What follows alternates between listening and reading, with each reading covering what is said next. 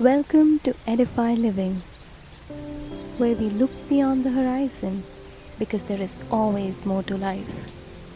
I'm the firstborn daughter in my family, and this one topic is extremely close to who I am.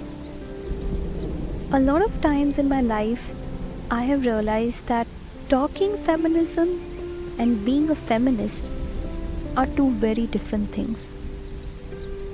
And today, the idea behind this podcast is to break down this word for not the females who are listening to it, but actually for the males who are listening to it, so that it becomes easier to comprehend, to understand, and to actually know the meaning behind it.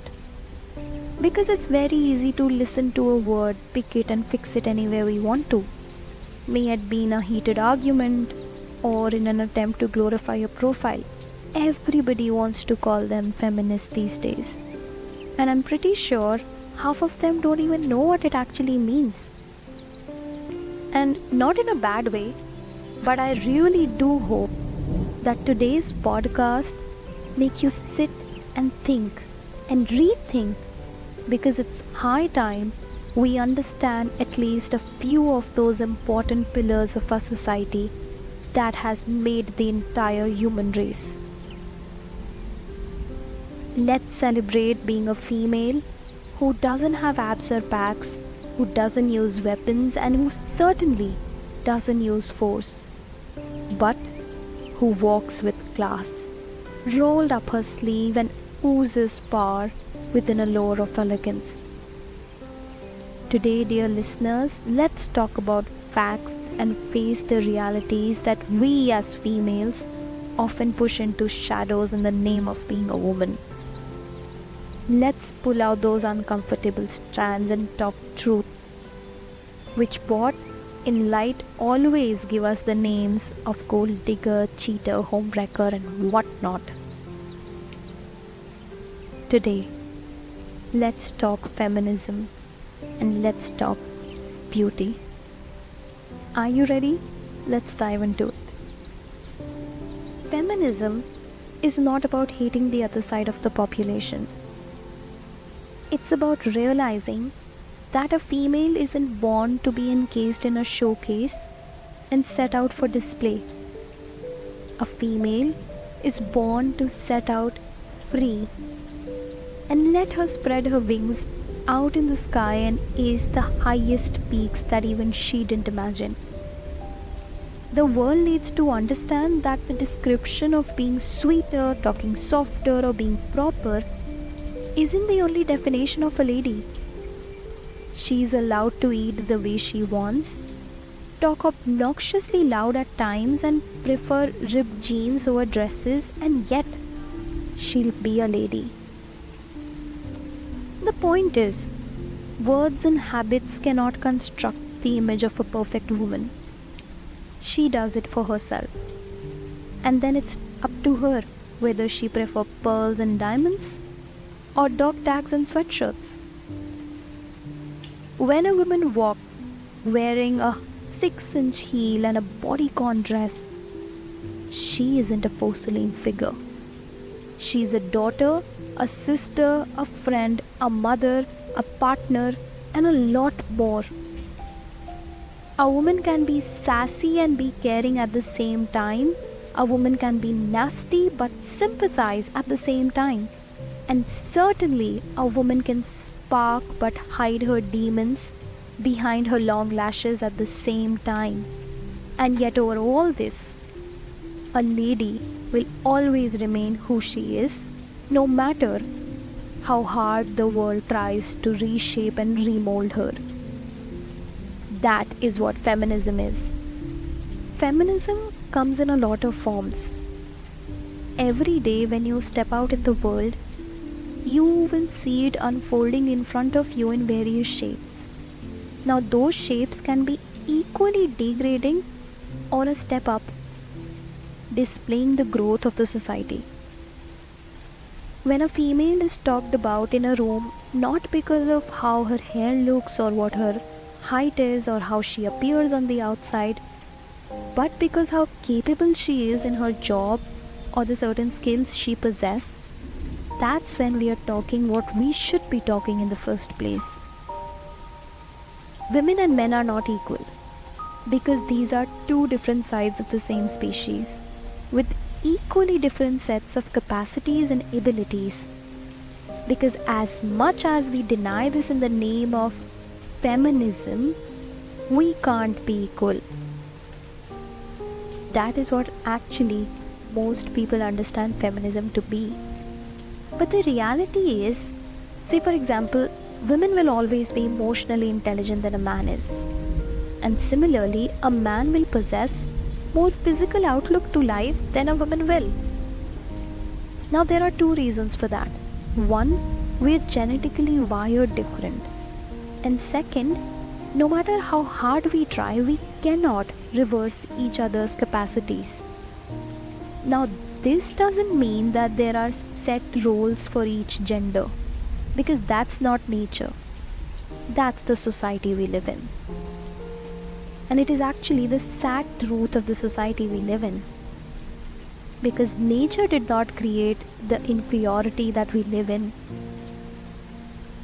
That feeling of inferiorness is being instilled by us in the society we have created over generations.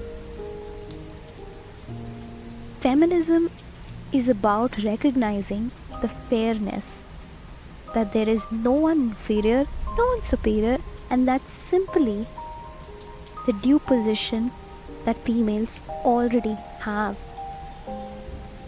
No one is liable to give it because it's universal and there's no denying to that. Let's recognize the fact that the mindset regarding how females are treated has to change. Not for anything except the fact that it is already present, we just have to accept it. Understanding your own femininity can be as complex as it sounds. You do not have to be man enough to do a job. We are so used to using this term man enough all the time that we tend to forget that jobs do not come with set boundaries that has to be specific to a single gender. Why push your blooming femininity inside just because the community we live in thinks that you are not manly enough to do it? Let's talk about femininity in different forms. A woman can be equally seducing and yet totally powerful because she holds the grip of her feminism close to her. On the other hand, a woman can be a nurturer to everybody around her, yet dream of scaling heights in her career because she has never been taught to stop. We are so used to giving labels to everything because there is no acceptance in the world without a label. Like, a divorced woman is surely someone who prioritizes work over her household. A woman doesn't have to earn enough more than her male counterpart. If she is dating someone elder to her, she's surely after the money.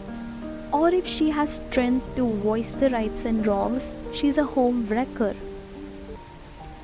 That is what we are so used to hear that we don't even realize that that is the correction our prejudicial society actually needs. A divorce is simply a marriage not working. A woman can earn as much as she wants. Relationship shouldn't work upon the bank statements. And certainly, dating is a commitment of feelings. Nothing else should matter. When we hear the term so often here and there, we begin making definitions according to our need and requirement of the situation without actually realizing that we are mending the word into something that it doesn't even mean. Feminism isn't a term of modern world and certainly doesn't need our validations. The feminine energy is dynamic. It's flowing. Females are emotional beings and we are ruled by our intuition, but that doesn't mean women are bad decision makers. Because regardless of the unpredictability in our moves, we have the power of making the most rational decisions in life, career, and choices. Social norm doesn't restrict your femininity. History has tried and lost. So, my dear listener, follow your heart and feel the strong feeling of femininity that comes within the depths of your soul. Because, contrary to the traditional beliefs, femininity is the most powerful magnetic force created by nature within herself. Stop shielding your true essence into masculine shields because the world is cruel to embrace the value and integrity of your femininity. The world won't change. So it's time for you to stop fighting and fearing the world's opinions as it is of no value. I am a female and I am not weak. I am a leader, I am a believer. I am a loser, I am a winner, I am a difference. I am a change, and above all, I am a woman. I wasn't born to wait for a perfect knight in shining armor. I was born to make my own kingdom and protect myself with my own sword. I may be vulnerable at times, but that doesn't make me weak. I may want to just feel the breeze against my hair, lie down under the night sky and gaze at the million twinkling stars above me. Or I may want to burn the world in my agony so that it feels my pain. But I will always remain who I am, no matter how, where, or when. Hurt me, degrade me, punish me, or perish me. But I will always rise like a shining diamond and resilient like a falcon. I may be a timid bookworm or I may be an outgoing rock star. I'm not same. I evolve, I change, and yet I remain a true feminine. We all rise from the same dust and we all go back to the same earth. We create the hurdles, the differences, the constraints. But it is also us who can escalate above all barriers and can make this world a better place. And lastly, ladies, remember, they may be the man, but don't you forget that it's you who got the power.